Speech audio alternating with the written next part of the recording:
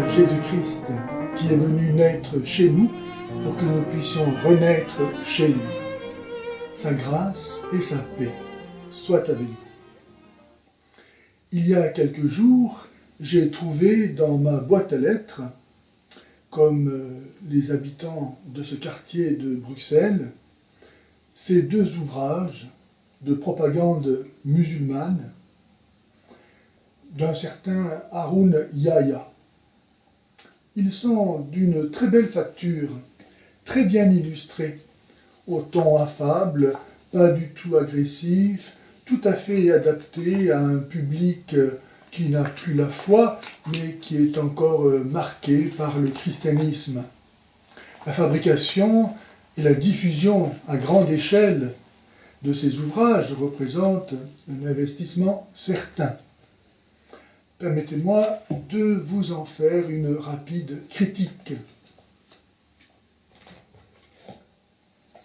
Le livre « La conception de Dieu dans la nature » se donne pour but de prouver l'existence du Créateur à partir de la perfection et de l'existence même du monde.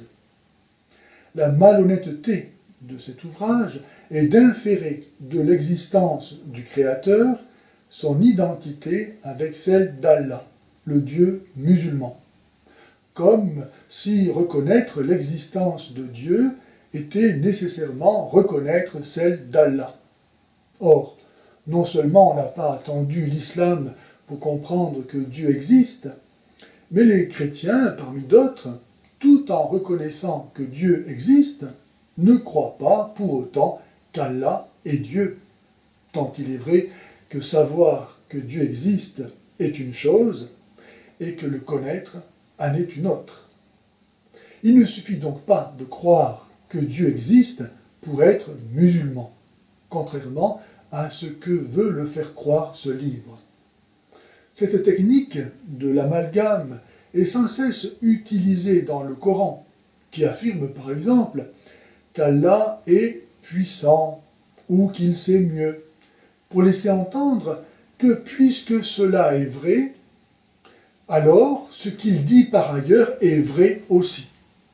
Par exemple, sourate 4, verset 34, nous lisons « Celles dont vous craignez la désobéissance, exhortez-les, abandonnez-les dans leur coin et frappez-les.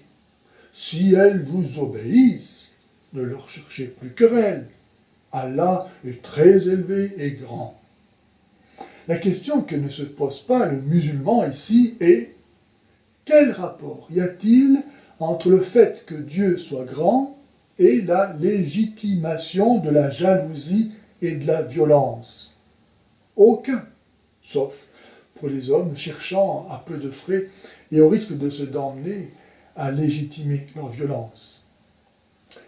Le deuxième livre, La solution, les valeurs du Coran, présente les différentes misères dont souffre le monde pour établir que si le Coran était pratiqué, alors il n'en serait pas ainsi.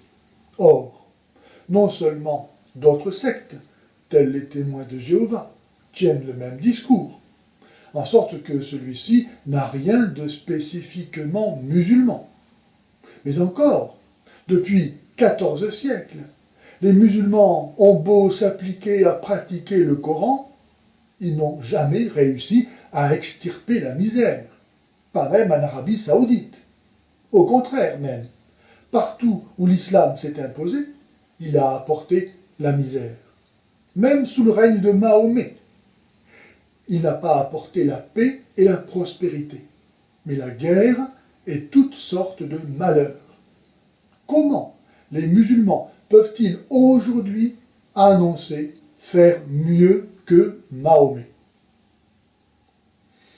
En conclusion, il apparaît que l'islam n'apporte rien de nouveau à l'humanité, mais ne fait que enfoncer des portes ouvertes et surtout calomnier le salut donné par le Christ, dans le but de se substituer à lui, ce qui correspond exactement au portrait de l'Antichrist annoncé par Jésus. que celui qui a des oreilles pour entendre, qu'il entende. Si les gens savaient qu'ils vont en enfer, ils donneraient leur vie au Christ.